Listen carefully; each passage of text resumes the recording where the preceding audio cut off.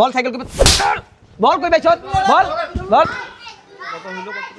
ওই 3 কেজি আর 2 KG 5 KG আর কি 5 15 75 আর কি ভাই ঠিক আছে ভাই এই সাইকেলটা বিক্রি করবো দেন তো। হ্যাঁ বেচবো ভাই।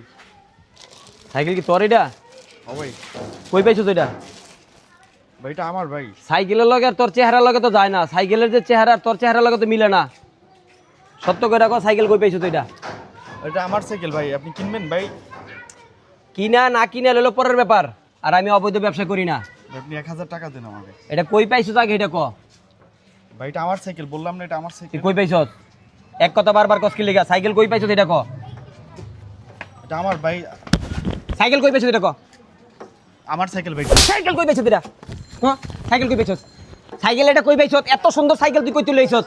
তগর লাইগা সাইকেল এই যে পার্কিং এ রাইখা মজা পায় না মানুষ, লয়ে জায়গা হারাই জায়গা, কোন জায়গায় একটা সাইকেল তুই শান্তি পায় না। বল সাইকেল কই বল কই পাইছ?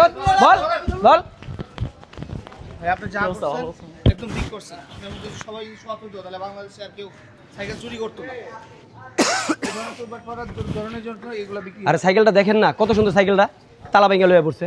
আপনাদের হ্যাঁ? মধ্যে সবাই সৎ থাকা দরকার। এটা কোনো কাজ করছে? হ্যাঁ আজকে এই সাইকেলটা কিনতে গিয়া তার 15,000 16,000 টাকা লাগবো, তাই সাইকেলটা চুরি করে লয়ে পড়ছে।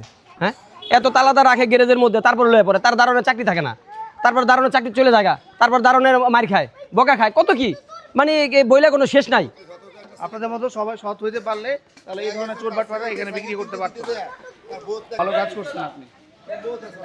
রেখে দেন, কেউ আসলে মালিকের কাছে নিয়ে যাবে উনি। আচ্ছা ঠিক আছে, আপনার ধন্যবাদ ভাইয়া, ভালো কথা বলছেন।